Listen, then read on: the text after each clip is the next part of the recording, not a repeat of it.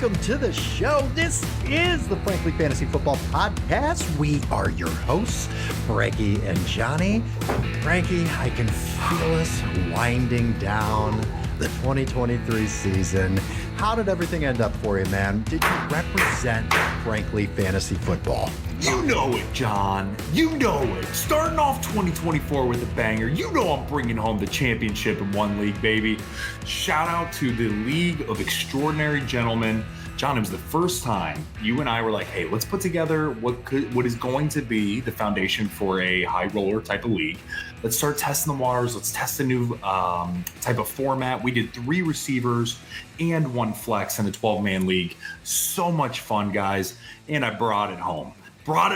Frankly Fantasy Champion. Shout out to Maya's Milkmaids, who is so ridiculous to say that, who got runner up there. Naz and Tyler Ross were grinding it out as well. Teebs, shout out to Stone for High Point, man. But guys, sorry, had to put you to rest. And John, I ended up getting second in the in our big 14-man league. That was really, really fun. I just could not. First and foremost, need to shout out Paul Rapp. I'm gonna talk for him for a second.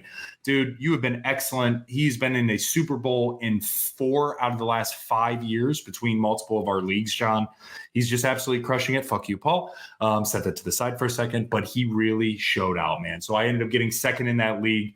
Had quite a few injuries, couldn't overcome them, but was just happy as hell to get into the game. So definitely representing, brother. Definitely representing. I love how you decide, let's start another Frankly Fantasy League. Let's get some hard-hitting motherfuckers in there. And these guys are solid, man. I mean, your buddies that you brought into this league were good. Shout out to all you guys. Yeah, man. Competition was stiff, man.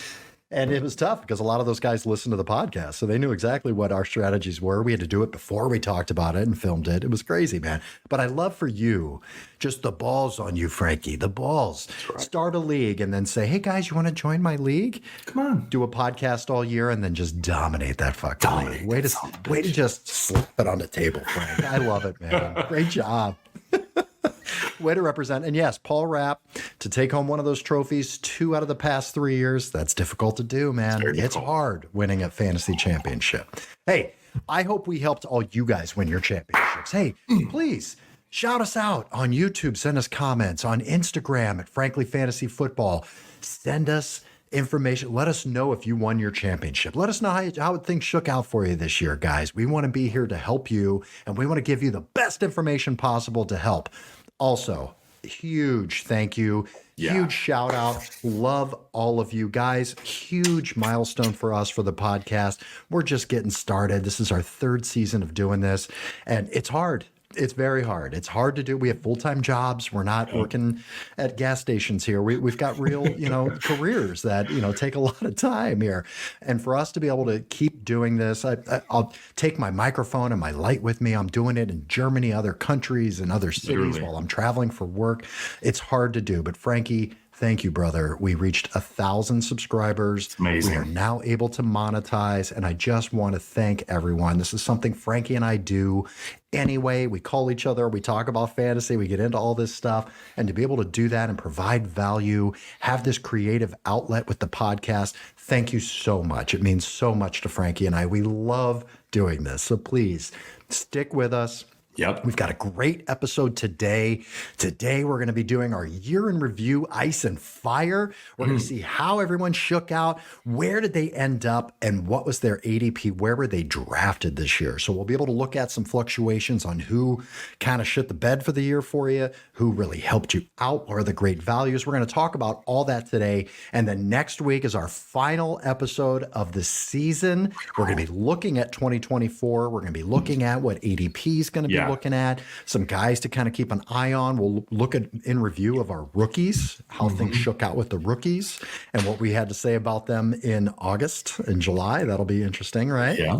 Oh, yeah. So stick with us, guys. And then next year, we're going to blow it out, guys. There's going to be major improvements to the podcast. Please stick with us. Please share us. We're going to be right back going again right after the 4th of July with mock drafts and everything to get you going, get you geared up for 2024, get you another fucking championship. Goddamn right. Let's go, baby. Let's go. All right. Hey, Frankie, let's do for the last time in 2024 now, I guess. Let's do a little ice and fire, baby. Yeah.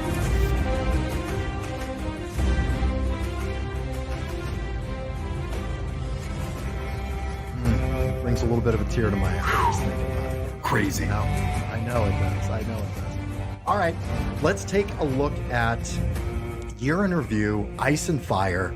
Let's look at a couple of the guys on ice. We're going to break it down. We're going to start with quarterbacks. Let's look at some guys here, Frankie. I'm going to name off some guys, and I want you to just kind of talk a little bit about them. I'll give kind of the general stats, where they ended up, where they were drafted, and then why don't you throw a little color on that to give us an idea of why that was or what we should expect maybe moving forward next year with these guys. Let's start with quarterbacks. Patrick Mahomes. He was drafted as the quarterback one. And the expectations were high, obviously. I mean, he's done it year over year for many, many years. Very different situation this year for Patrick Mahomes. QB7 is what he ended up at. Talk about it a little bit. John, it was definitely a struggle for Patrick Mahomes this year. Yeah, you probably drafted him maybe in the first, second round. He definitely wasn't making it past the second this year. And it was a struggle, John. I mean, we had 319 points of what you mentioned. To put in perspective, we'll hit on this a little bit earlier, guys, but Josh Allen, who ended up being the number one quarterback, ended up having 419 points. So when you start looking at like what Patrick Mahomes did and the amount of points he got and things like that, really, really hurt, right? Because when he's pre-draft, right, QB1 ADP is 14, guys. What that means is he's going back half of first, early second, right, of your draft. Really lost a lot of value for what he ended up providing in terms of output. And so, John, yeah, it was a really tough year. And I'd be interested to know, I know in our leagues, actually, nobody won a Super Bowl with that of Patrick Mahomes at the helm, which is pretty fascinating. So, yeah, really tough year for those who drafted Patrick Mahomes. And I think that next year is only going to get better, John. I see them adding a receiver after the lackluster that we've seen from his receiving core. Yeah, I agree. I mean, it was a different team this year, and we'll see when we talk about running backs, but they had a running game. They had a defense. It was just a very different team. Their receivers really struggled. Terrible. Man. Just absolutely terrible. But, you know, looking at next year, this is what's interesting is you can't just put Patrick Mahomes automatically at the top up there. No. You have to ride a line here. And I think this year it was very eye-opening to people for quarterbacks because it was brutal. It was a bloodbath. We lost how many of the top, 20 quarterbacks. We lost a ton of them this year. So people are going to be a little bit of PTSD. You see this every year. There's a pendulum swing. Something happens. Maybe running backs get decimated. So people freak out and start drafting running backs like crazy. I think you're going to see that next year to where people are going to go after quarterbacks earlier because they got burned. But I think you should temper that. I think you should chill on that.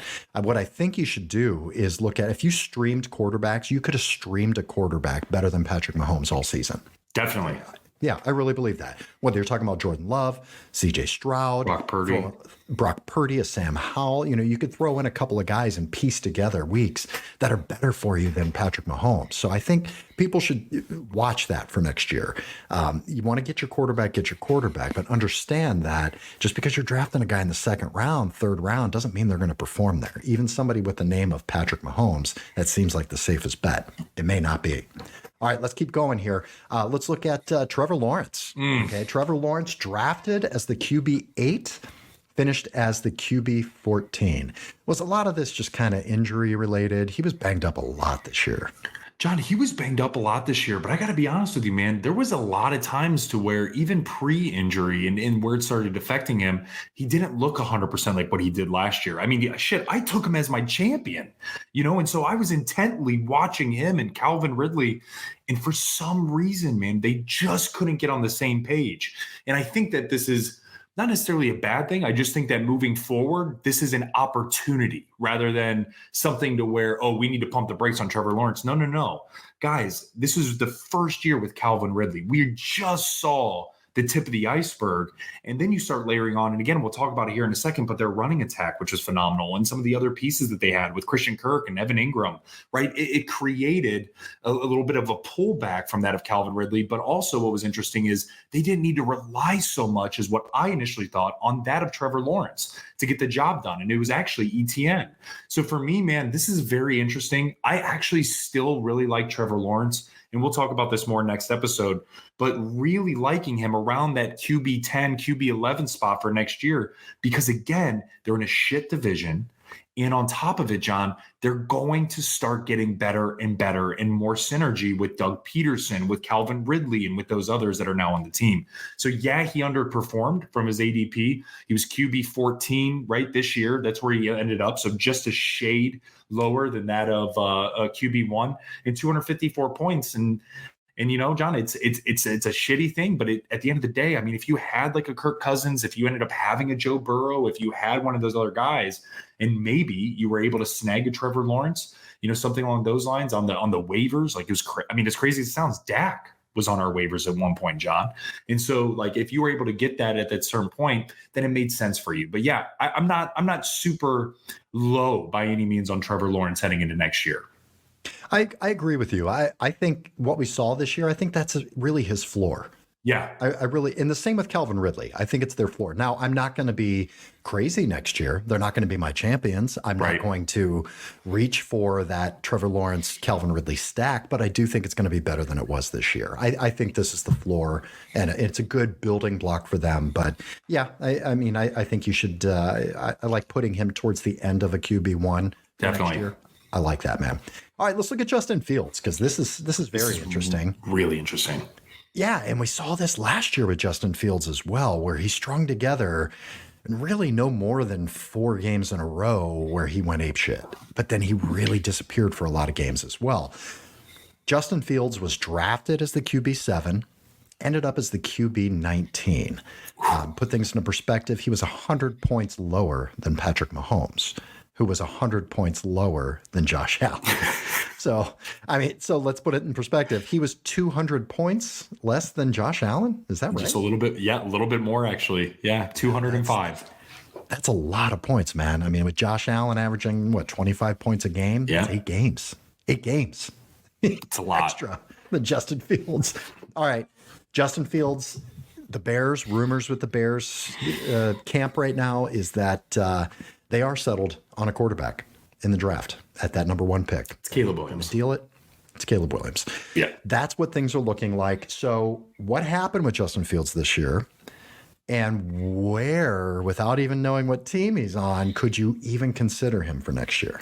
John, there is really 3 teams that I'm salivating over for Justin Fields.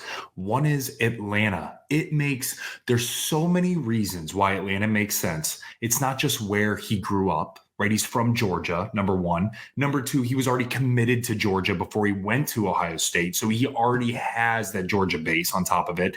And then, John, the offense. It is a perfect style offense for Justin Fields. You have 2 incredible backs, a potential back that is a generational talent, and then an incredible back. I'm talking Bijan Robinson and Tyler Algier.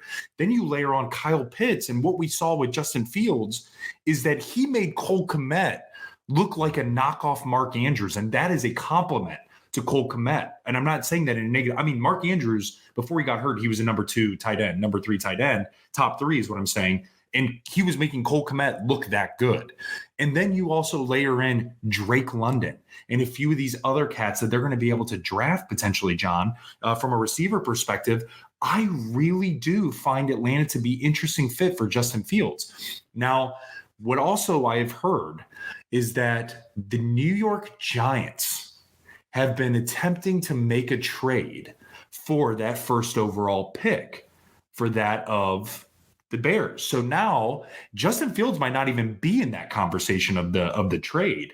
So now, the Giants want the number 1 overall. Maybe the Chicago Bears look to get Drake May or somebody like that at 5, or maybe it's Penix, who's the Michael Penix, who's the quarterback at Washington, who's absolutely balling the fuck out. And so now he could end up going to a different team. And this bleeds me into the next team, John, the Patriots. The Patriots are actively looking for a quarterback. Bill Belichick has always had some sort of hands in wanting a running style quarterback ever since Tom Brady's left. They tried out that of Cam Newton. They tried out that of Malik Cunningham, right? They tried out the multiple others, and it just didn't fit their scheme at that point in time because the reality situation is they just weren't that good. And so now it's completely up in the air because New England, Bill Belichick might not even be there. So, John, it's really wild. And then the last team here is the Steelers. The Steelers legitimately need a top-tier quarterback. You plug in Justin Fields into an offense with George Pickens, Deontay Johnson, Pat Freiermuth, Jalen Warren, Najee Harris. That is a completely different animal. Now, word on the street is Steelers really want that of Russell Wilson. Same thing with that of the Patriots. So there's a lot of other interesting items that could end up coming into fold, John. And so really, Justin Fields, it could end up being in a better position than what he is actually with the Bears. So it was a long-winded answer, but I just wanted to paint a picture as to nobody really knows what is going to happen with Justin Fields until after the draft, because the draft is going to really ensue. Like, okay, is he going to now get traded immediately? Maybe he goes somewhere to the Giants. Maybe they're done with Daniel Jones. Maybe they trade him off. There's so many different opportunities here, man. It's going to be awesome to watch moving forward. And shit, don't sleep on the Raiders. What if Justin Fields had Devontae? What if Justin Fields had somebody like that, a defense like that? Right? Just different, man. So I'm getting into the weeds here, but it's exciting. It really is exciting for Justin Fields. And going back to fantasy, guys, ending up QB 19, 214 points, 205 less than Justin or than Josh Allen. Thank you, Jesus. Josh Allen. Really interesting. I see him improving on that quite a bit, John, next year. Yeah, it is going to be interesting, man. I mean, he's going to have fantasy value. You know, he didn't play the whole season, so you're gonna miss points there. But he's going to have fantasy value. We've seen him support a number one stud receiver with DJ Moore. Very much so. And it's going to change a team completely. Wherever he goes will change the assets on that team. Atlanta, God, didn't you get a whiff of Drake London breaking out this year? Just a whiff of it. It's so close. We'll talk about him because if he does get a quarterback next year, I'll be all over Drake London Definitely. next year. And then we have to have, if he goes to Atlanta, we're going to have that Kyle Pitts conversation again. Yep. Every year we think he's going to be relevant, and he's not, but he gets a good quarterback. Things change here to make people. Yeah, it's going to piss a lot of people off that have had him for the past 3 years and got nothing, and then finally get something. All right, cool. Let's move on here. Let's look at some running backs now on ice, man. Saquon Barkley. This one hurts my soul because I was really high on Saquon. It was just really unfortunate events that happened with the Giants there. But Saquon Barkley was drafted as the running back 4. He finished as the running back 17. That's not terrible. You're going to have some fluctuation. But what are you thinking about Saquon, man? Is he going to be on our New Faces and New Places episode next year in July? John, he could be, right? He could be. His contract gives him the opportunity to. But for me, man, he wants to stay a Giant for whatever the reason he wants to stay a Giant. I don't get it. But they have a terrible offensive line. They were atrocious from the quarterback play. They had a rotation there and so on and so forth. If he wants to stay, that's fine, John. It's probably due to Brian Daboll because he seems like a guy that people want to suit up and play for. But man, could you imagine Saquon on like the Bills? Could you imagine Saquon on something else that just needs that extra oomph, like maybe even that of the Ravens? Vikings. Fuck, the Vikings would be great. I mean, so man, he could end up staying. But man, he's a guy, man, looking forward that you're still going to draft Saquon Barkley. You're still going to draft Saquon Barkley maybe this year, John, and we'll have to do more analysis. We'll be ready for the next episode. But is it back half the first round? Or do we start to see him drop to the second now? But I don't think he's going to be a third round pick. It's going to be first or second round still for Saquon. Yeah. I mean, he was just barely out of the RB1 conversation, really, at 17. So, yeah, it'll be interesting for next year for sure. Tony Pollard. I mean, this major bust, man. Drafted as the running back 8. He was the darling for keepers and keeper leagues. Ended up as the running back 19. Was that it seemed to me that there was just a shift in the offense that at some point come like week 5, it seemed like the offense started clicking and started becoming a passing offense. Was that the change in offensive coordinator that we really just didn't predict and they kind of evolved into such a passing attack? John, no. I'm actually going to say no on this because Tony Pollard, where he flourished last year was in the passing attack. And that is when the dink and dunk, he would take it for, 40, 50 yards a pop. We're seeing his explosiveness it was a different shift from that of Zeke. John, we did not see any explosiveness from him this year. We didn't see, even when Dak tried to force feed him the ball, he didn't do much with it. And I keep going back to this one play, man, 2 weeks ago, where he was running left side. He's on the 5-yard line, and it was a touchdown. Any other running back in the NFL would have scored. And he made a terrible judgment call and cut back in, and he didn't score. And John, that to me sums up Tony Pollard's year. He was 4 yards away from the touchdown multiple times, and he was not capable of putting it in. You give that to CMC. Yeah, I get it. CMC's in a different class of his own. Okay, well, you give maybe that same play to a healthy Josh Jacobs, he's scoring. A healthy Saquon Barkley, they're scoring. And what I'm getting at is that's the difference. I actually think maybe, John, just maybe, we saw the ceiling of Tony Pollard last year, knowing that he didn't have to take the full workload. This year he did, and we were hesitant on that. Remember, early in the year, we were like, he's even saying, Tony Pollard, I'm not a 3-down back. Listen, I don't want to take the full workload, that kind of thing. And when he was forced to do so, he did not do well with it. And so man, this is a huge red flag moving into next year from a fantasy perspective. I am nowhere touching Tony Pollard. He's off my board moving forward. Wow. That's bold. We talk about fantasy. Fantasy is where talent meets opportunity. Yeah. And it's just very possible that with all of the opportunity he was given this year, that he's just not that talented. And I don't mean that as knocking on his talent. I'm saying as talented as a Saquon Barkley, exactly, as a CMC, as a Nick Chubb, as a high top echelon running back. Derrick Henry. He doesn't have that. So maybe it did hurt him having the full workload like that. And he said it himself, maybe we should believe someone when they tell you who they are, right? Well, here's a question too, John, and we'll get into this in a second. Would you rather have next year, let's just do, would you rather? Fuck it. You want to do would you draft Tony Pollard or would you draft a Rachaad White? It's Rachaad White. It's not Rachaad White. Tony Pollard or even a James Cook at this point. Let's assume the Bills don't add another player. That's tight. I'm with you on that, though. I understand exactly what you're saying. Yep. You could not have had more opportunity. You could not have had more scoring opportunities with the way this offense was playing.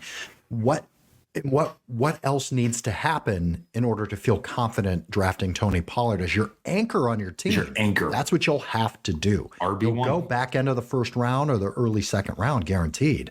I'm not touching him at that. Not right now. Not right now. Yeah. All right, let's keep going here. Josh Jacobs, we just brought him up. Let's talk about it. Drafted as the running back 7, and that was really only because his contract situation was iffy in the beginning of the year. He probably would have been drafted as the running back 3-ish. I was going to say 3 or 4 for sure. Yeah. Ended up as the running back 23. This was not an injury reason. This was not, lay it out to me, man. What happened with Josh Jacobs here? Man, it just didn't work. That's the God honest truth. It didn't work. The McDaniels offense for Josh Jacobs didn't work.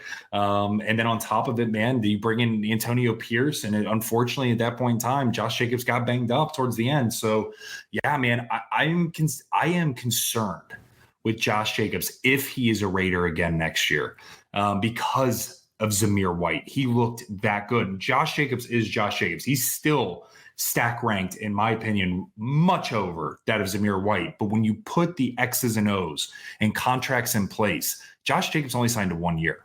He's unrestricted free agent at this point in time. There are many other teams, John, that will want a caliber of Josh Jacobs, and they're going to have to pay a little bit for him. Maybe he'll sign a 2 or 3 year deal elsewhere, and the Raiders might just ride out Zamir White and see what the hell they have. But at this point in time, man, it's concerning if he is a Raider next year. If he goes somewhere else, I'm on board. If he goes to the Vikings, as you mentioned, if he goes depending on what the Patriots are doing with Zeke and with Ramondre, I can see something along those lines, right? But that would be kind of sticky. It'd be more like a 2-headed monster once more. But John, I mean, I'm concerned. Josh Jacobs moving forward, man. Me personally, I don't want to say he's completely off my board like Tony Pollard, but it's a guy I'm going to be very, very closely paying attention to over this offseason.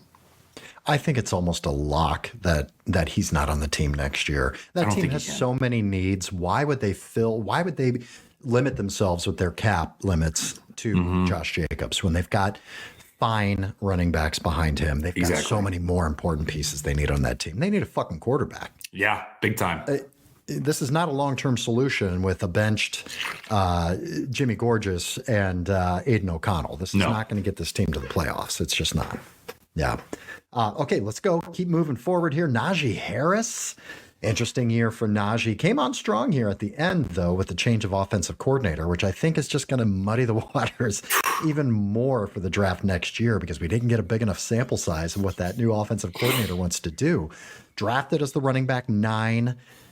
Came in as the running back 26. This was a guy that we both said do not anchor your team on in the mock drafts and the pre-drafts and the offseason. We were right about Najee for sure. Yep. He didn't destroy you, but he definitely didn't help you win. No. And John, you could make an argument that if you drafted him as your RB9, which would be second round, guys, ADP of 24, so that is back literally the last pick of the second round in a 12-man league, you could make the argument that he did fuck you, that he did screw you, because you're just not getting the production that you needed from a guy that you potentially drafted as your RB1. Let's say you went Justin Jefferson, you went all the way back down, and then you went Najee Harris. That's a tough year for you, knowing Justin Jefferson got hurt, right? So something along those lines. And then let's just layer in somebody that was on fire, John, his teammate, Jaylen Warren. I know we're going out of turn here, but Jaylen Warren, man, ended up balling out to the tune of, where the hell was he? Jaylen Warren finished as running back 25, John, which is ahead of that of Najee Harris. And on top of that, he ended up having 162 points compared to Najee's 158. And Jaylen Warren was pre-drafted 48th running back and ended up 25th. This is what Johnny and I were talking about, guys, listening and watching to us, that Najee Harris was not a guy that we felt comfortable anchoring your team, not just because of the way he ended the season last year. It was because of the slow emergence of Jaylen Warren. And we saw that heading into this year. And so, guys, it panned out exactly that. It ended up being running back 26 and 25. And guys, moving forward, John, I'm going to make a very sweeping statement. Najee Harris is off my board as well next year. Already gone. Don't want a part of him, because now this is we make references to this all the time. Melvin Gordon, Austin Eckler scenario. That is exactly what I could see this being if Najee is still a Steeler. Jaylen Warren is certainly going to still be a Steeler. It's going to be even more so a split moving forward with how dynamic Jaylen Warren actually was. So really, really weird year for Najee, man. Really awesome year for Jaylen Warren. Again, Najee's going to be off my board moving forward. Okay. Austin Eckler. This one was super weird. This whole team, I think, just fucked everybody. Wow. Austin Eckler drafted as the running back 2. Well, I mean, without debate. No question. CMC, it was Austin Eckler. That was it. Everyone agreed. He came in as the running back 29. I mean, he's a running back 3, man. I mean, that kind of freaks me out, doesn't it? When somebody like Austin Eckler can be a running back 3, almost certainly going to be on another team next year. Definitely. Yeah.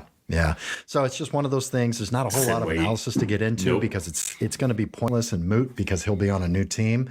Man, it looks like we're going to have a big new faces and new places episode next year. I can't wait. It's going to be so fun, man. It's going to be great. It's going to be so fun. Dameon Pierce, we were high on, but, hesitant. He was a beast, but he had a rough year. Drafted as the running back 18, ended up as the running back 50. A lot of injuries there, lost a lot of time to Singletary. Devin Singletary. Yeah. We'll get into that a little bit with Singletary in a little bit. Miles Sanders. Damn. Man, I was wrong. What a bust. I was wrong on this one. Bust. Wow, that was weird, man. Drafted as the running back 20. So you drafted this guy as your RB2, possibly your RB1, if you went hog wild with receivers. And you could have gone a zero RB strategy, and this would have killed you. Ended up as the running back 55. Pretty much pointless. Didn't really get a ton of PT. Didn't play a lot. No. I could see Carolina going after Saquon and Austin Eckler. Totally. Jacobs, doing something along those lines. What happened there? Dude, it's an anomaly. It's truly, I mean, you sign him to a 3-year large deal. I think it was like 3-year, 20 plus mil, something like that, to literally not utilize him at all and then bench him. And now Carolina was a dumpster fire the entire year. Frank Reich gets fired. Offensive line was absolutely terrible. Bryce Young, God bless him, man, just getting killed every which way. So teams were stacking the box, basically saying, yeah, go ahead and try to throw on us, Bryce Young. So for me, man, it was a culmination of all of that. But man, did he look awful once he got the rock, and to the point where Chuba Hubbard easily took that role. Like, it wasn't even like, oh, this is a timeshare. No. It was Chuba Hubbard's team the last 4 weeks of the fantasy season. So yeah, man, I am, this is another one. Unless he goes to a different team, he's off my board. I'm not going through that again with Miles Sanders. Well, while you're at it, talk about Chuba Hubbard. We'll just save some time here with the fire segment. But Chuba Hubbard, running back 57, drafted as the running back 57, which means he probably wasn't drafted. Yeah. And then finished the running back 28. I mean, this guy was a solid RB2 flex play for you throughout the year. Really impressive, man. Really impressive, John. Is this somebody that you're looking at for next year? Definitely. In my eyes, yeah, fuck yeah. You can get him dirt cheap. Yes, this is one of those gold picks, guys, that you keep in your back pocket. He's going to be forgotten about come draft time. He's going to be one of those guys that are going to be sixth round, maybe a Rashad White of this past year, maybe a James Cook kind of draft round. ADP capital is what I'm referring to, not play on the field. Draft capital. And so, John, yes, this is exactly a flyer that you want to take something on and be your RB4, something like that, or an RB3 even. And then you try to get another rookie or another second-year guy like a Devon Achane or somebody like that, or even a Monty, a David Montgomery, somebody along those lines. But yes, this is absolutely somebody I'm looking to target and just hold on to and see what happens.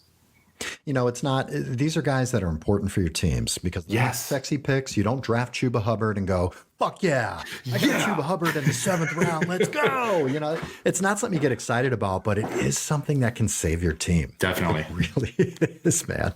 All right, let's get to some receivers here that did not help us out this season. This list definitely is crazy. It's insane, this list. Okay, let's go through it, man.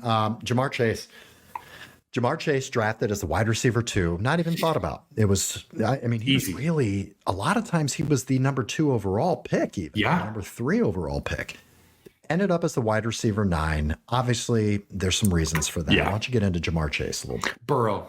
That's the only thing. Yeah. No lack there of Burrow. And what we saw when Burrow got healthy coming around week 3 and 4 up until he was out for season. John, it was the same old Jamar Chase, the same old Burrow. Moving forward, guys, be super bullish on Jamar Chase. He's the guy. And the other reason why to be super bullish on this, I don't see the Bengals keeping T. Higgins, John. So I don't think they're going to be able to afford him because they're going to have to pay Jamar Chase, and they already forked out a shit ton for Burrow. So for me, man, I definitely think we're going to see some changes to this offense from the Bengals perspective. No changes in how I feel about Jamar Chase. Lock him in as a superstar draft first round pick next year for sure. Absolutely. Stefon Diggs. Listen, man, and we talked about this and it happened. Same thing that we went through with Najee Harris and Jalen Warren with the change of offensive coordinator. The offensive coordinator means a ton in fantasy football. Just because you've got a guy named Stefon Diggs doesn't mean that you're going to force him the ball. And we saw that happen. That team completely changed when they fired the OC. Stefon Diggs was drafted as the wide receiver 4. Had a good year for a while and then just disappeared come, week 10-ish, something like that. Yep. Ended up as a wide receiver 12. Talk to me about Stefon Diggs. Yeah, John, this is definitely concerning. Stefon Diggs, here's why it's concerning, guys, and I'll be quick about this. Number one is if the Buffalo Bills do not make the playoffs or win that first week in the playoffs, he's going to freak out. I see it coming. It's just the blood is boiling over at this point. And the only reason why he's staying quiet is because they're winning, right? Number two is truly, John, the offensive makeup here. What we have seen is that they are using Stefon Diggs more as a decoy with this new offensive coordinator, and they were feeding the ball to Shakur Khalil Shakur. And so that's super interesting. And then Dalton Kincaid came up. And then when Dawson Knox got healthy, right, they started taking a little bit away from Dalton Kincaid. And then you saw of Gabe Davis that's taking the absolute roof off the place. Just he's, doing calisthenics out there, but he's still right getting the job done, right?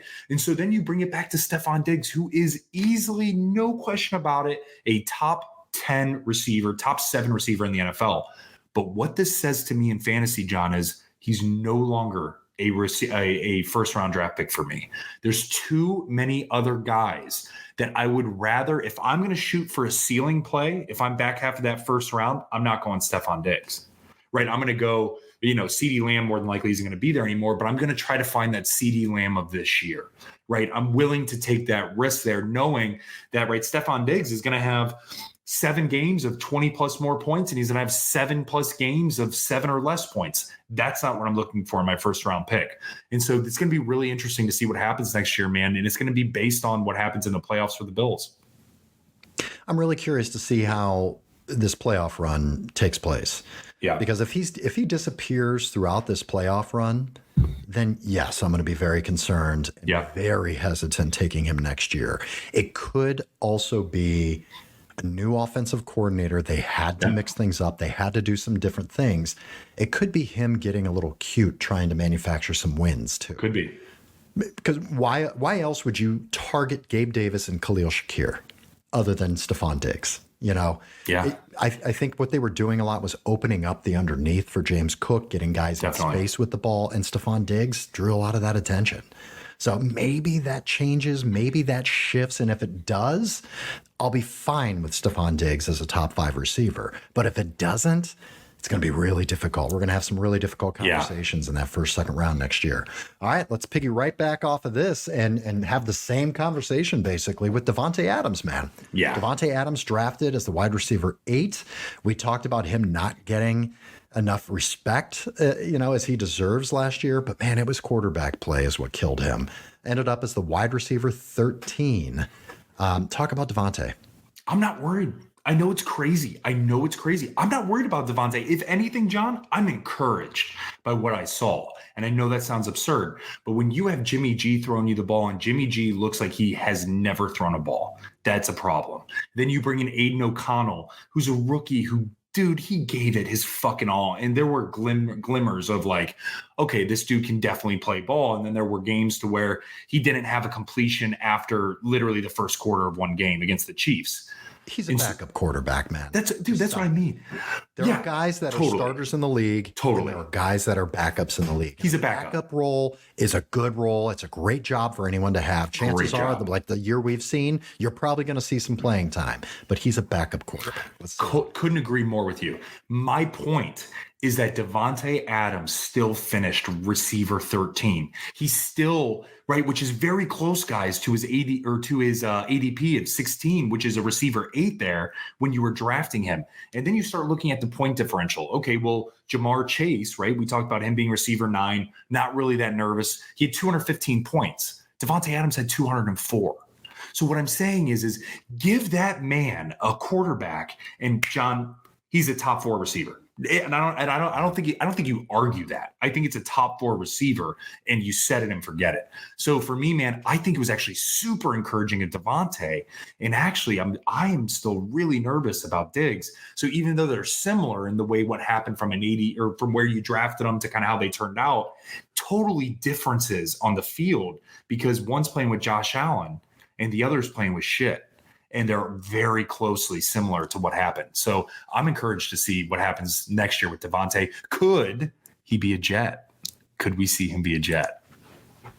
That would be very interesting. Just to give you perspective here, Davante Adams scores one more touchdown, and he's the wide receiver 8 right where he was drafted.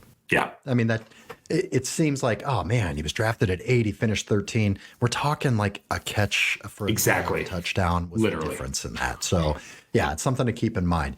All right, you talk about the Jets. You throw out a little rumor there of Davante Adams to the Jets. Let's go right into Garrett Wilson, man. Garrett Wilson was the steal of our keeper league. Your brother Drew. Shout out Drew. I was upset because I was like, fuck, this is unfair, man. I was like, damn it, I didn't have a keeper that good. He got Garrett Wilson in the 9th? He got to keep that. We thought that was the steal of the year until 4 plays into that fucking Jets game, and Rodgers went down. Garrett Wilson drafted as the wide receiver 10. Monster upside. We all talked about him being a top 5 receiver, and no matter where you get him, it's a value. He ended up as the wide receiver 30, man. Not much to say here. It's a difference of having a quarterback. That's literally. Yeah. That's it. So we'll see what happens for him next year, but I anticipate him, going as a top 10 receiver. Definitely. Draft. Yeah. Yeah. No question. Okay. Justin Jefferson. We know what happened. Yeah. Missed 7 games there. Ended up wide receiver 37. Drafted as a wide receiver 1. T. Higgins. Rough year, dude. Really rough year. He's going to be a free agent too, most likely. Wide receiver 14 is where he was drafted. I thought that was high. I was worried about, we talked about this in mock drafts and everything, those wide receiver 2s that were going in the 2nd round. T. Higgins, Devonta Smith. Yeah. Guys like that, it was just like, God, that seems too high, guys. Like, it really does. It sure as hell was, man. We'll probably see him on a new team. Definitely. That and new faces and new places. Christian Watson. I was high on him this year, man. He really let me down. No, a lot of injuries were involved there too, but even when he was on the field, it took him a long time to really flash here. Wide receiver 24 is where he was drafted, ended up at wide receiver 62. Barely relevant for you.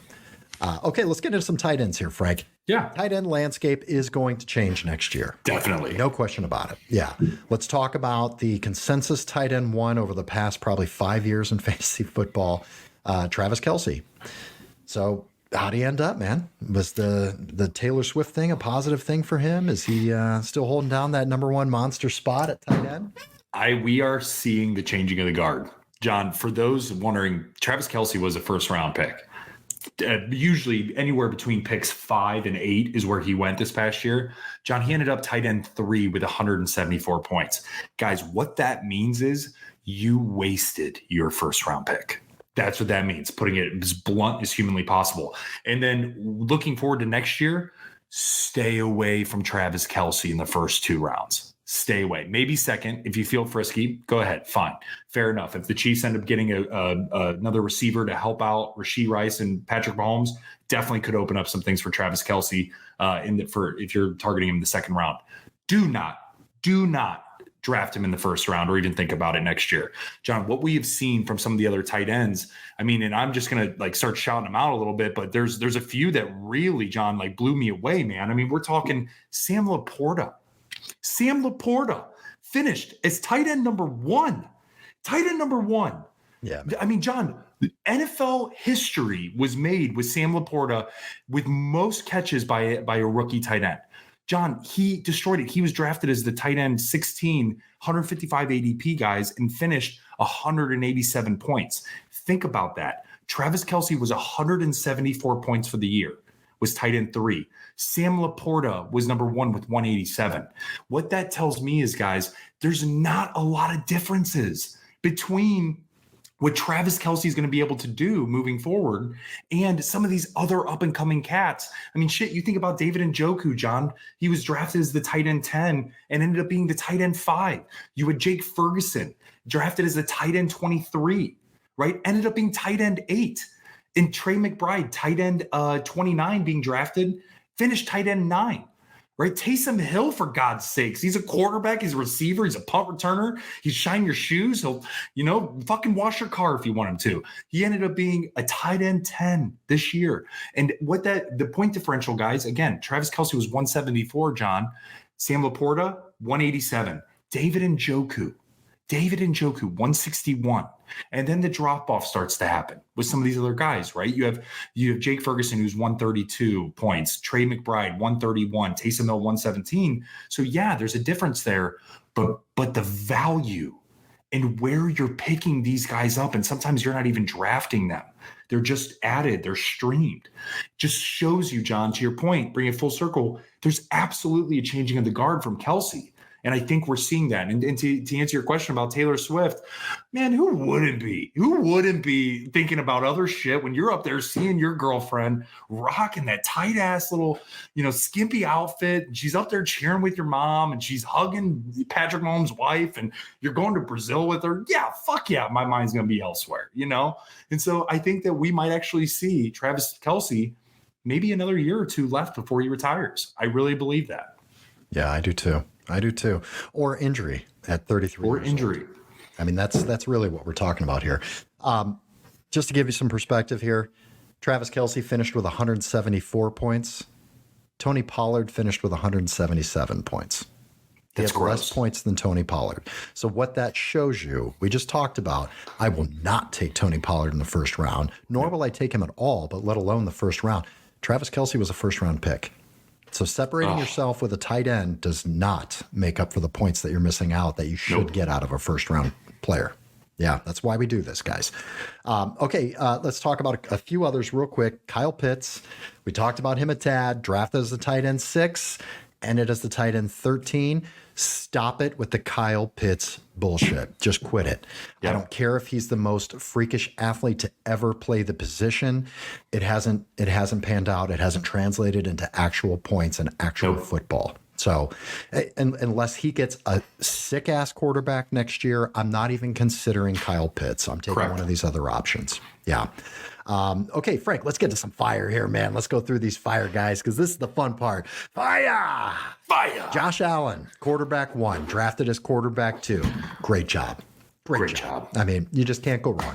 Jalen Hurts, kind of an up and down year, but when it came to fantasy, it really wasn't because that push on the 1 yard line, Jalen Hurts still finished the game with, a couple of touchdowns every time.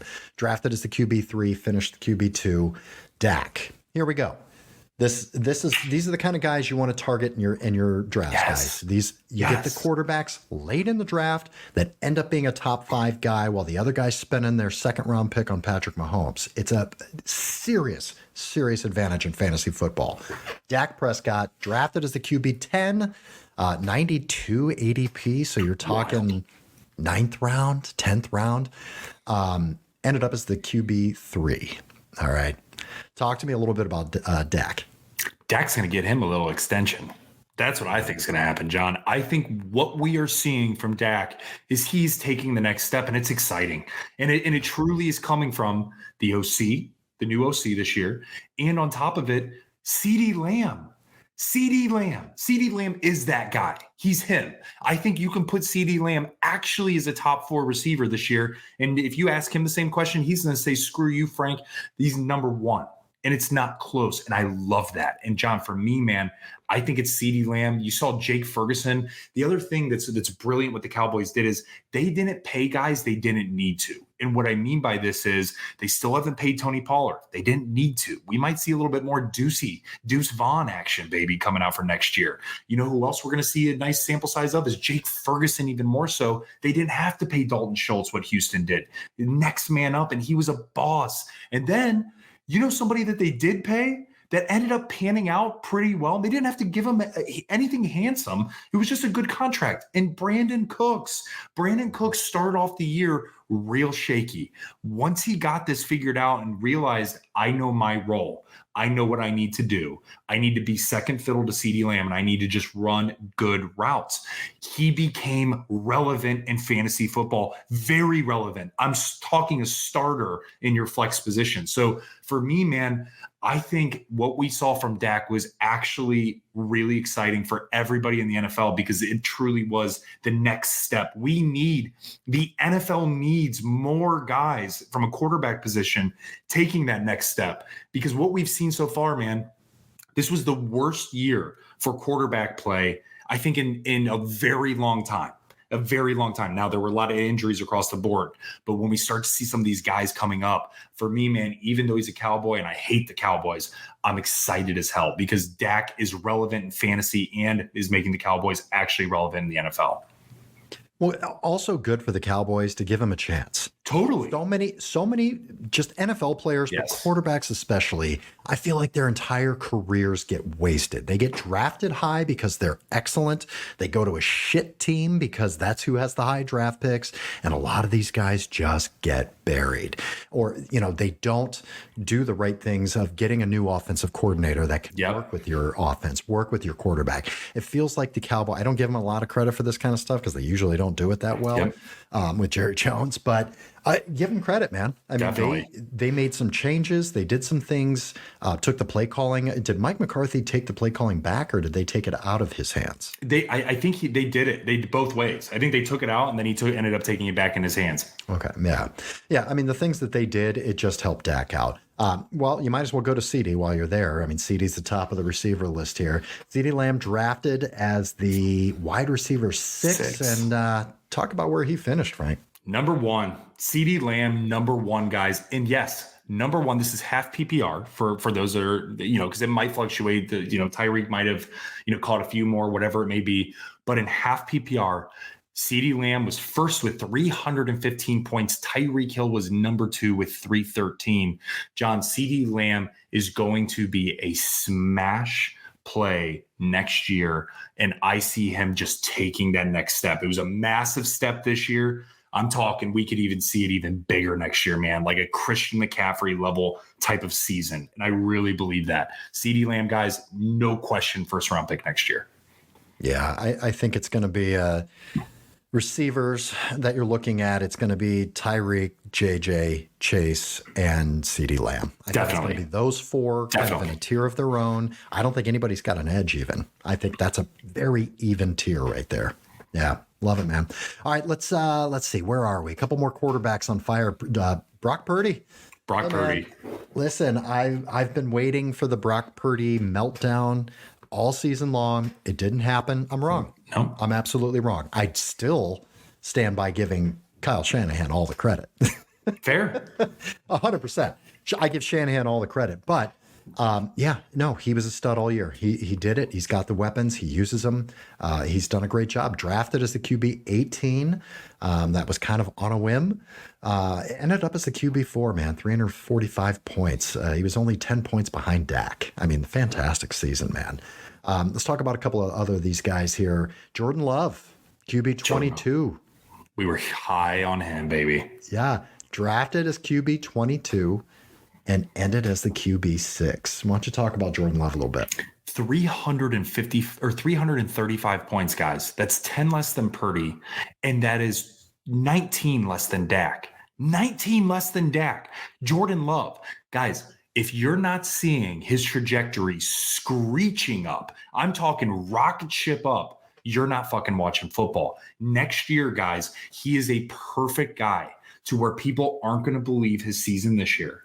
And so he's going to fall a little bit. Mark my words. He's going to fall a little bit. He could be the 10th, 11th, 12th quarterback off the board next year, right? Because you got to think there's going to be Burrow, there's going to be Herbert, there's going to be Kirk Cousins, there's going to be these other guys. I'm telling you, Jordan Love will finish top 10 again next year. He'll have a healthy Christian Watson. Jaden Reed is going to be a monster, which, by the way, John, talking about Jaden Reed here, guys, on fire. Jaden Reed, a rookie, was drafted the 71st receiver. 71st, 71, finished 26th with 170 fantasy points. 100, guys, that is literally borderline receiver 2 that you got for 71st receiver value. So what I'm saying is bringing it full circle now for Jordan Love. This guy is on a rocket ship with Green Bay. And dude, I'm not going to say this in terms of putting the cart before the horse. What I'm saying is, could we be seeing another freaking quarterback for the Packers that end up staying there, that stays there and actually runs the gamut again? We went from Brett Favre to Aaron Rodgers. Could Jordan Love actually be that guy? And John, things are pointing in a very positive direction. That's all I'm going to say. Yeah, they are. They are. That's a team with a green up arrow. Yeah, for sure. No question about it. Yeah. Baker Mayfield, man, definitely an argument for comeback player of the year. And no question about it, man. I mean, the guy, maybe it's only because there was such shitty quarterback play. If everyone's healthy, we probably don't talk about Baker at all, But let's give him his props, man. He was drafted as a quarterback 34. We didn't even know he was going to start until like right before Literally. week 1. Yeah. Yeah. Ended as a QB 10. Baker Mayfield was a QB 1 this year, man. Well done, Bake. Hey, yeah, I mean, it's interesting to look at for next year. I think in a double quarterback league, he can give you a nice, safe floor. I don't think he's got much of a ceiling. No. Yeah. Yeah. All right, let's look at CJ Stroud now. We're talking about keepers. I marked on here the quarterbacks. Brock Purdy, CJ Stroud could be a potential keeper for you if you end up doing that. CJ Stroud was drafted as a quarterback 27, ended up as the QB 12, and he's missed some games too. He definitely would have been higher than that. Yeah. He was, about 15 points or so less than, or 25 points less than Baker Mayfield. But talk about CJ Stroud. Great year.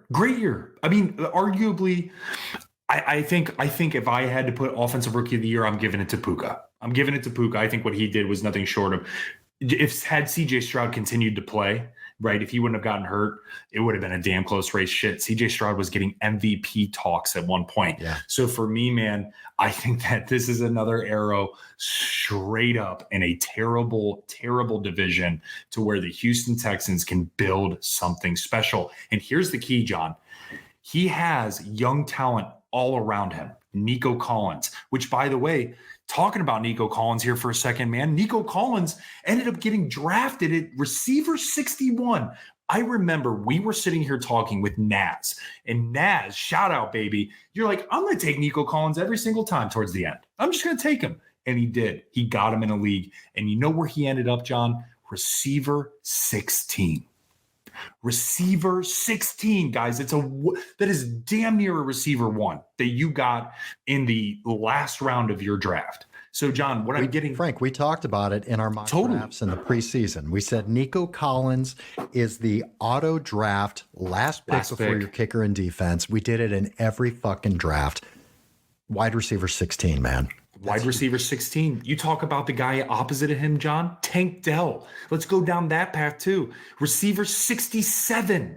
Receiver 67 is where he was being drafted. A rookie. Nobody thought this dude was going to do what he did. Came out receiver 35.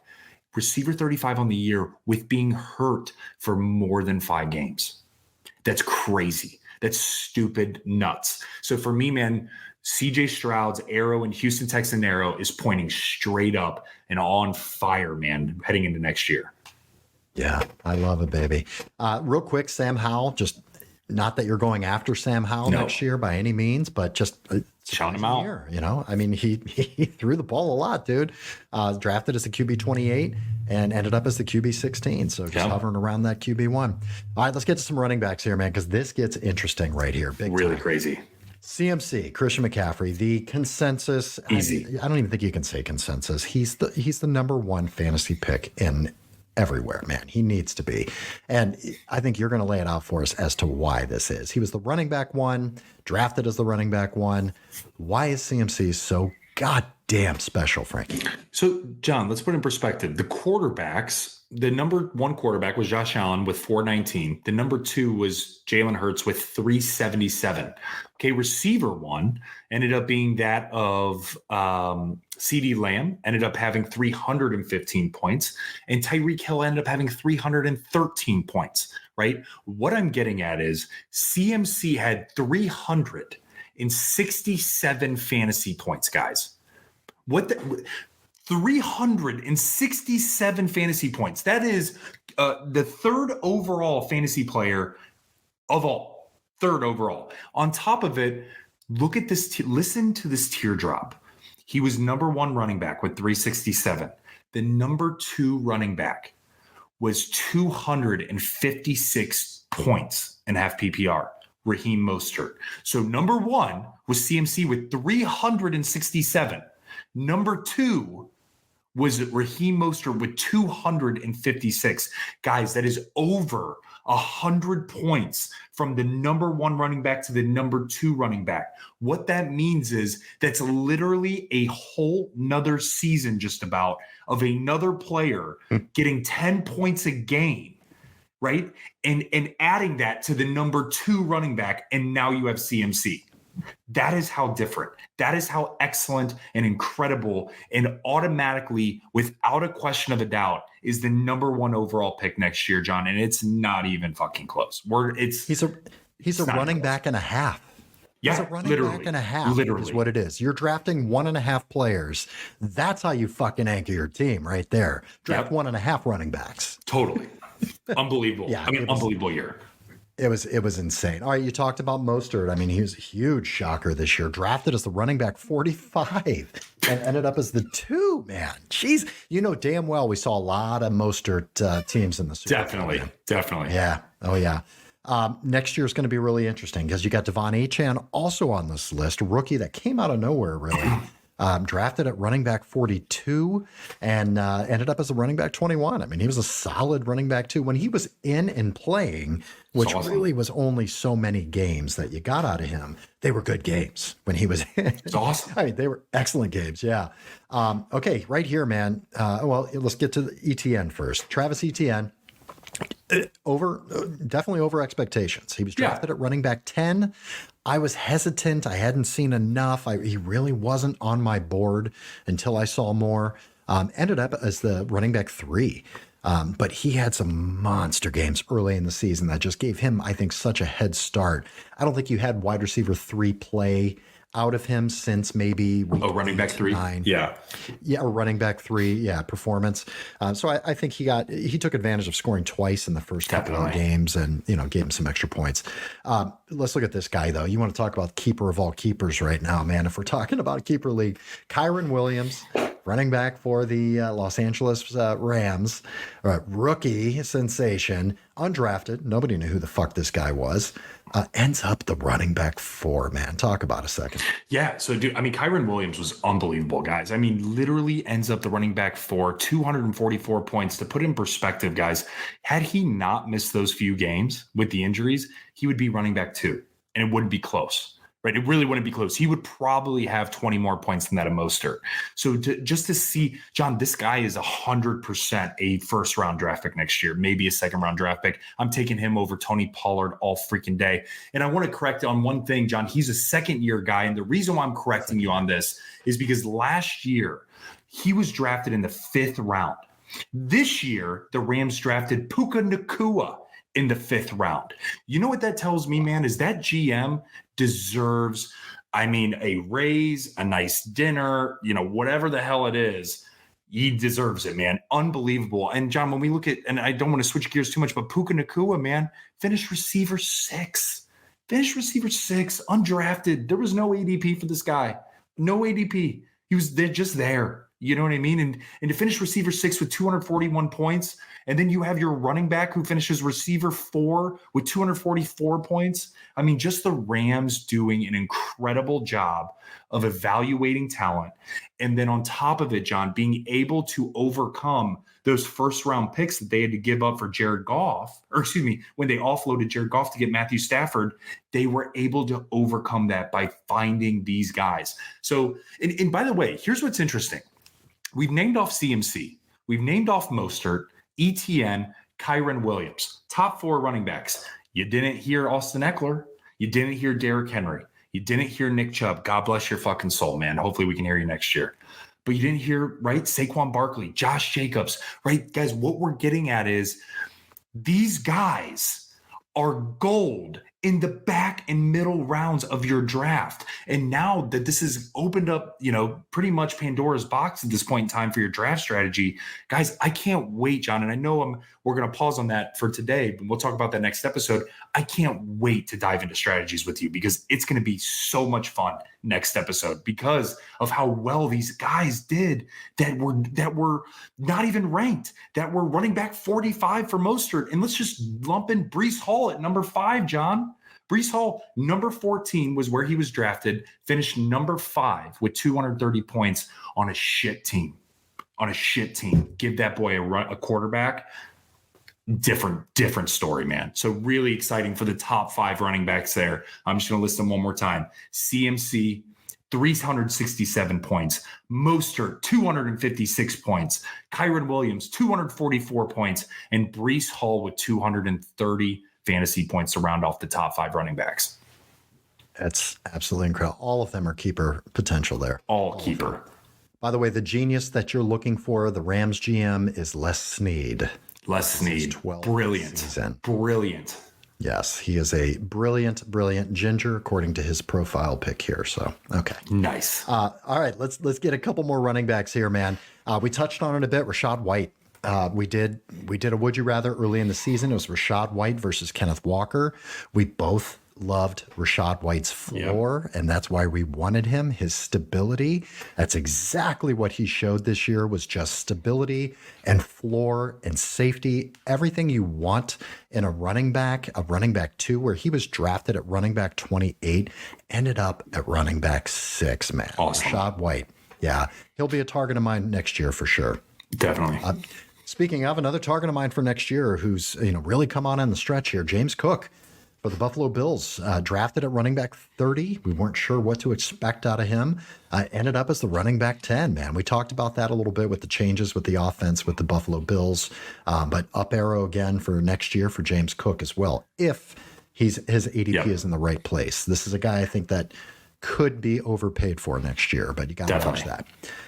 Isaiah Pacheco. All right, let's talk about this guy. Awesome. This guy is so good for you this year. Isaiah Pacheco, drafted as the running back 29, ended up as the running back 11, just a solid RB1, man. Talk a little bit about Isaiah. John, Isaiah Pacheco, it's so funny, right? There's so many memes going around right now that just said he's so angry when he runs. It looks like he's eating the ground. Like, so people were just like, one guy said it looks like he's trying to stomp out the flowers on the field. Like, that's how hard he runs. And so, I mean, Isaiah Pacheco, right, running back 11, phenomenal. But what was interesting, John, I've not forgotten this. We did a would you rather before the draft. And one of the would you rathers were James Cook or Isaiah Pacheco. You and I both went James Cook. And after looking at this, I'm cracking up because it's exactly what we said. They're probably going to be close. And here they're 10 and 11. And so, guys, I think that the trajectory for him is straight up in the air. Had they not had Isaiah Pacheco, they struggled. They would have struggled even more so than what the Chiefs have done. Jerick McKinnon gave them a little bit of a spark from the passing end, nothing through the running perspective. CEH, just going to call it what it is. He's a bust. He's a bust, right? He's a first-round draft pick. He's a jag. And he's just a guy. It's just a guy. guy. Saw a major difference when Pacheco ran the ball versus when CEH ran the ball. Wasn't the close. Offense didn't know what to do. Mahomes had to put too much on his shoulders, and he struggled.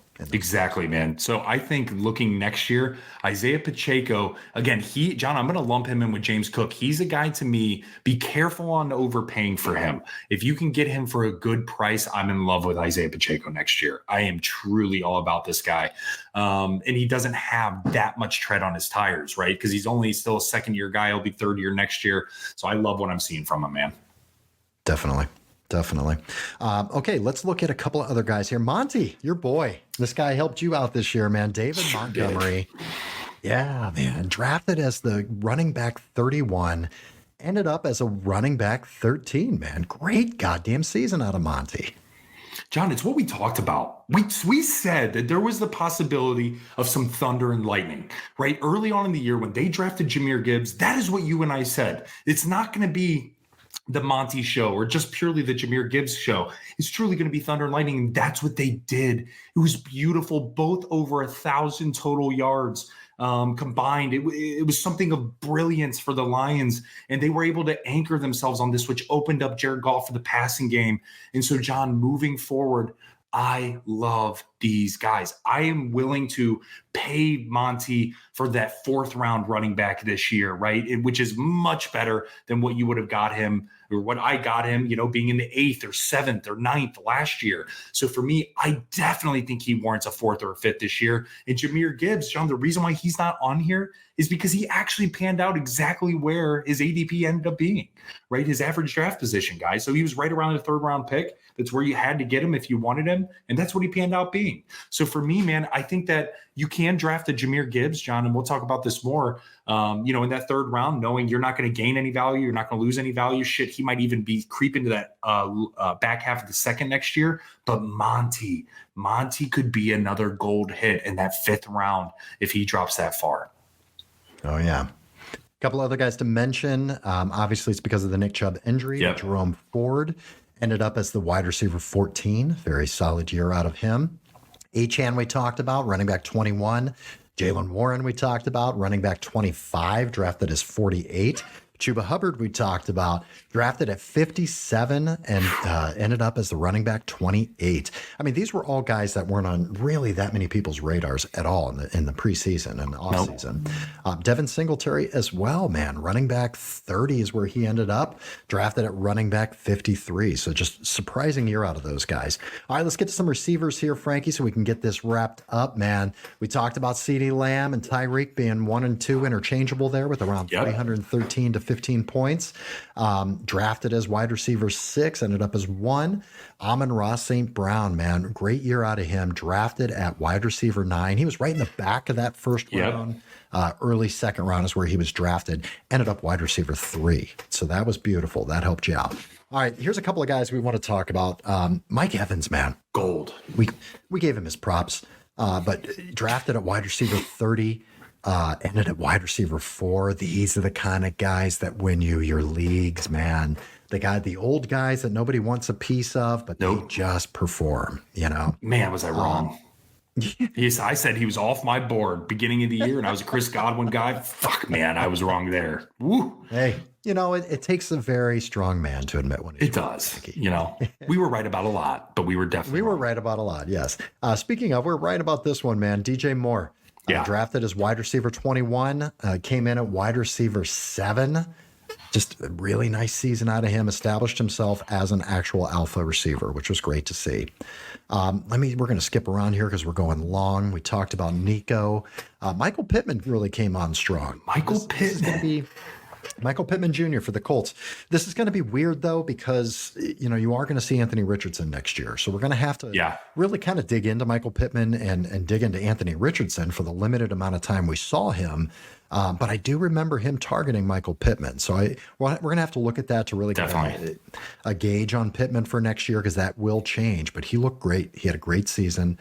Drafted as a wide receiver 35, ended at 17. Let's talk about a few other guys here that we're going to be looking at for next year. Frank, why don't you run down? I mean, we're going to do a review of our rookie review, but just quickly run down this list of rookies that are on here that paid off for you, that helped you. I mean, guys, just crazy. We hit on Tank Dell, right? We hit on Jaden Reed. Absolutely. Tank Dell, receiver 35 while getting hurt for 4 or 5 games, guys. Crazy. And then Jaden Reed finished receiver 26 on the year. 26. Okay. Then you add in Jordan Addison, pre-draft receiver number 36, finished at receiver 23, 177 points. To put it in perspective, we mentioned Nico Collins, right? 194 points. Michael Pittman Jr., 194 points. Jordan Addison was 177, 17 points. No, that's not wrong. I can't do math, but it's something along those lines. He was like, right, less than 20 points more than those guys. So John, yeah, absolutely. Jordan Addison performed at a phenomenal rate, and just wait till we see if they re-sign Kirk Cousins. It's going to be the Jordan Addison JJ show next year, and it's going to be awesome. And then John, we also got that of Rashee Rice, man. We talked about him at length. You know, this is a guy that I remember I told you after the rookie review, I go, I'm going to regret not putting on Rashee Rice. I called you and I said that, and we were just like, no, it'll be good. And I was like, man, I really think I fucked up. Well, I fucked up, because I'll tell you what, he was receiver 56, finished at receiver 25 with 173 points. And then you add in Zay Flowers, guys. We started off receiver 41, ended up receiver 27, 170 points. So what I'm getting at, guys, is that we had Jordan Addison, Rashee Rice, Jaden Reed, Zay Flowers, Tank Dell. 5 rookie receivers all finish in the top 35 for receivers, which is unprecedented, which is amazing. And on top of it, all have massive green arrows shooting straight up for next year, guys. This is going to be a lot of fun to see this receiving class. Absolutely. And one thing that stuck out to me just looking at this, just because we've got them all listed together, Jordan Addison, Rashee Rice, Jaden Reed, Zay Flowers, all about 170 to 177 points. Who else had 177 points we just talked about? Tony Pollard. Tony Pollard, who was taken in the first round. Yes. It's just interesting, man. It tells me two things. Number one, target these rookie receivers in your draft because they're going in late rounds and they're finishing consistently as a top wide receiver 2 or wide receiver 3 flex option. I mean, these are league winning guys when you can get that. And you look at it, they scored the same amount of points as a guy you drafted in round 1. Think about that. So pay attention to these rookies, guys. Look at the rookie review. Is like our first episode of every year. It's our favorite. It's one of our favorite episodes. So fun. But fantastic. All right, real quick, Frankie, talk about a couple of the tight ends. You touched on them. Let's hear about a few of the studs because these are the guys we're going to be targeting in the top 5 of tight ends next year. Guys, again, hit on it, but I just want to recap. Sam Laporta, man, tight end number 1, finishing the year 187 points, was being targeted tight end 16. Guys, Sam Laporta is definitely a guy that you need to be targeting on every way, shape, or form in your drafts next year. Same thing with David Njoku, ended up tight end 5. Jake Ferguson, Trey McBride, Taysom Hill, all did a phenomenal job, way outpacing their ADPs. I mean, crazy. I mean, Jake Ferguson's was 23. Trey McBride's was tight end 29. Taysom Hill, tight end 22. Excellent job by these tight ends, man. You know, I'm looking at all of these guys over Mark Andrews, Travis Kelce, George Kittle. You know, I'm going to be looking at these guys next year rather than taking the high draft pick for a name that's, you know, just not performing anymore like they used to. Definitely. Yeah. John, and one other interesting thing too, before we wrap up, we have a few kickers as well. So guys, I know some leagues don't do kickers. We do kickers, but you know, Brandon Aubrey, kicker for the Dallas Cowboys, finished number 1, 165 points. Justin Tucker, number 2, Jake Elliott, number 3, right? Did really well. But here's what was fascinating with the defenses, John. Dallas Cowboys finished number 1 defense, 217 points. The Ravens, 217 points. The Browns got number 3 for 206. Miami Dolphins, 202 points, and the Buffalo Bills, 191. The reason why I'm saying these numbers is because I have had multiple people reach out to me and say, is it worth us keeping a defense? Now, kicker, tomato. Defense, abso-fucking-lutely, because you have these, when a defense is scoring 217 points, and we're talking about Tony Pollard scoring 177, you're damn right. And the reason why they're important is because it changes people's draft strategies. That's why they're important. A kicker, I can go either way. I prefer a kicker, some don't, fine. But defenses do not eliminate defenses because you have crazy people who last year drafted the Washington Commanders defense in literally the 8th overall round. Okay, you're a nut job. But, you know, you have others who were drafted Dallas Cowboys in the 6th. It actually happened in one of my leagues, and I'm sitting there and I laughed at them, and then it panned out for him, and actually one of the guys were in the playoffs. And so for me, man, looking at what some of these defenses can do is honestly pretty mind-boggling when you see that they're outpacing some of the best running backs, some of the top-tier receivers even, right, and things of that nature. So just wanted to call out, don't eliminate defenses because they definitely have a place in fantasy football. All right. Ladies and gentlemen, that is the show for today. Thank you so much for listening, guys. It's, you know, we keep dragging this episode on because we can feel that we're at the end and we just don't want to be there, you know? Oh, it's so sad. We got one episode left, man, for the year. Episode 99 coming next week.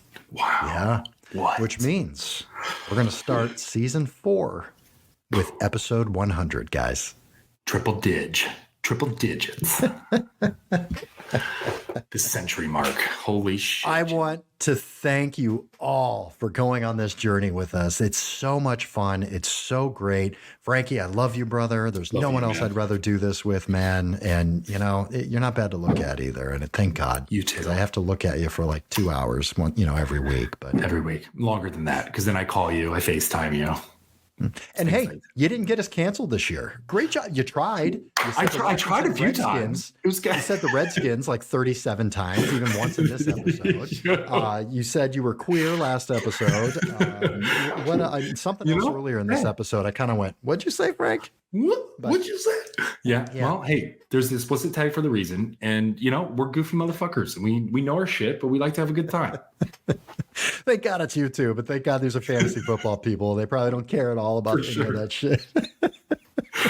But thank you for not getting us canceled. We got one more episode, so let's try not to get us. 99. We're finally at 1,000 subscribers. We're finally getting to somewhere, Frank, where we can move on with this thing into another direction. Don't get us canceled with one more. Do my best. Thank you all so much for listening. Guys, thank you for subscribing. Again, we had a huge milestone, and it's just going to propel us into next year. Thank you so much, guys. Please don't forget, if you have it in the front of your mind, you know somebody that's into football and into fantasy football, say, hey, guys, subscribe to this. Come July when they're back on. Oh, yeah. You'll hear what's going on. They're going to help you out. Please share it. Help us out, guys. But thank you so much for subscribing. Hit us up in the comments. Let us know how things went for you. Let us know if you got any other questions for next week. Last episode, we'd love to shout you out. We'd love to help you for maybe some prep or our opinions on some guys for next year. Give it to us, man. Frankie, what else you got, baby? Guys, again, next week we're ending the note on a high note. We're going to do the review for the rookie review. We're going to look back at what maybe some of our draft strategies should be or should have been, and maybe look forward just a tad, just to give you a glimpse to hold on to. And then we're shouting out the final winners.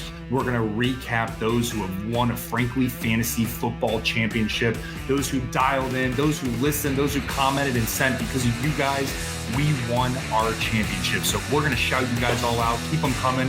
We have a nice stockpile of people. Can't wait to give you guys your flowers and love you all. Have a great week, everyone. We love ya. May the fantasy gods smile upon you. Bye.